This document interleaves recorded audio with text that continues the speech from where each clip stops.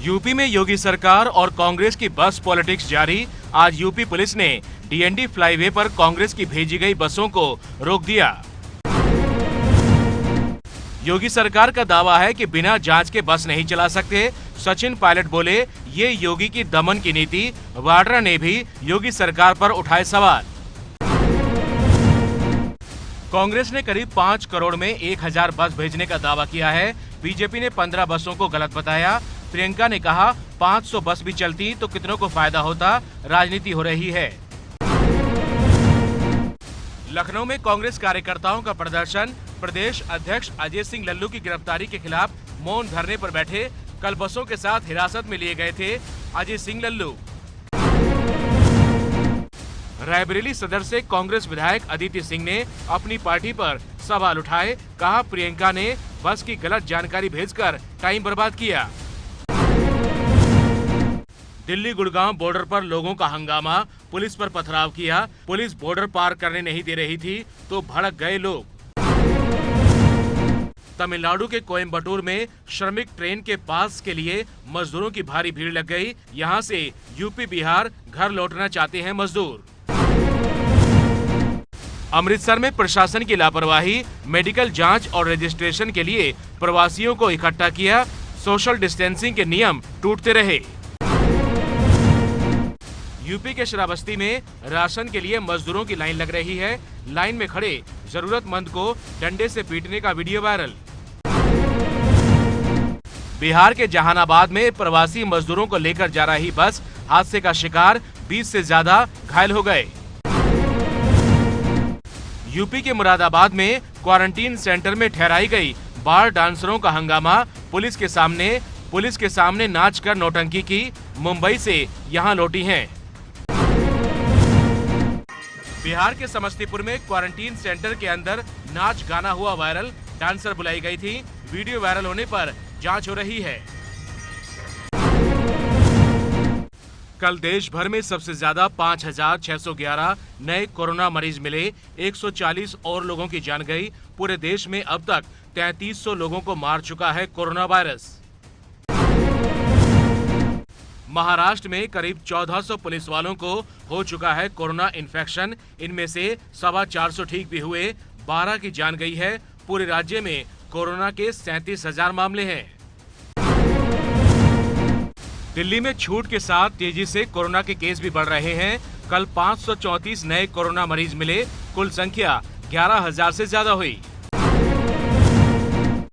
Lockdown 4 शुरू होते ही दिल्ली के कारंदी कुंज में रोज लग रहा है ट्रैफिक जाम। चेकिंग पोस्ट पर गाड़ियों की लंबी लाइन लग रही है। दिल्ली में छूट के बाद बस चल रही हैं, लेकिन संख्या कम होने से लोग परेशान। दिल्ली के परिवहन मंत्री कैलाश गहलोत बोले, आज से 2000 बस चलना शुरू।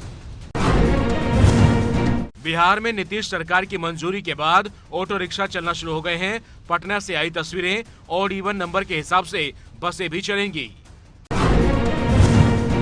अमृतसर में सरकारी बसें चलना शुरू हो गई हैं। थर्मल स्क्रीनिंग के साथ अभी सिर्फ आधी सवारी ही बैठाई जा रही हैं।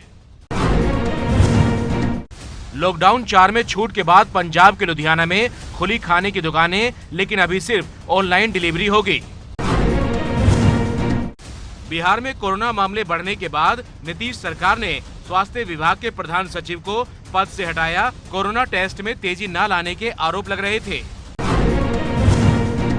तेलंगाना में भी सरकारी बसें चलना शुरू हो गई हैं, लेकिन हैदराबाद में सिर्फ जुबली बस स्टेशन से ही चलेंगी, क्योंकि यहां कंटेनमेंट जोन ज्यादा हैं। ईद की नमाज के लिए यूपी में मस्जिद ईदगाह 1 घंटे खोलने की मांग उठी। इलाहाबाद हाईकोर्ट ने कहा, राज्य सरकारों से इस बारे में मंजूरी मांगे।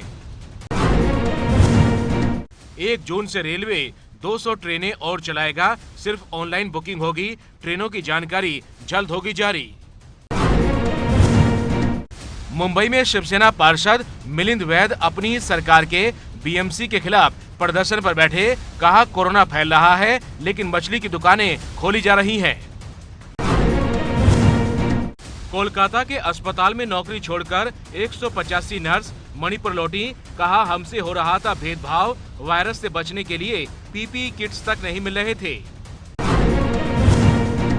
ओडिशा और बंगाल के तटीय इलाकों से तेजी से टकरा रहा है उम्पुन तूफान। बंगाल और ओडिशा के कई जिलों में बारिश हो रही है। ओडिशा के पारादीप में दोपहर को उम्पुन तूफान की वजह से 100 किलोमीटर प्रति घंटे की रफ्तार से तूफानी हवाएं चली। कई जगह तो पेड़ गिर गए।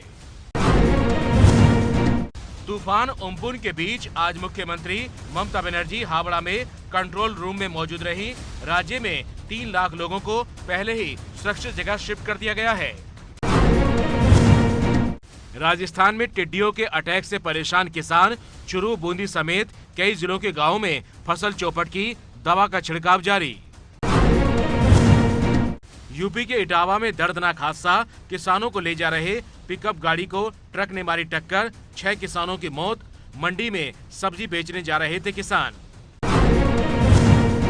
उत्तर प्रदेश में योगी सरकार ने यूपी स्टार्टअप फंड की शुरुआत की। सीडीबी बैंक ने 15 करोड़ का पहला फंड दिया। नए कारोबारियों को मिलेगी मदद। बेंगलुरु में येदियुरप्पा सरकार के खिलाफ कांग्रेस का प्रदर्शन, किसानों से जुड़े एएमपीसी एक्ट में बदलाव का विरोध किया। साथ ही कहा, कोरोना से नहीं लड़ पा रही है सरकार। महाराष्ट्र के गढ़चिरौली में नक्सलियों ने 3 सरकारी ट्रकों में आग लगाई। सड़क निर्माण में लगी थी गाड़ियां। नेपाल मूल की अभिनेत्री मनीषा कोइराला की आलोचना। मनीषा ने नेपाल के उस नक्शे का समर्थन किया है जिसमें हिंदुस्तान के कई हिस्सों को नेपाल ने अपना बताया। कोरोना संकट काल में चीन की नई चाल है। लद्दाख के पेंगोंग लेक में चीनी सैनिकों की नावों की गतिविधि बढ़ती देखी गई।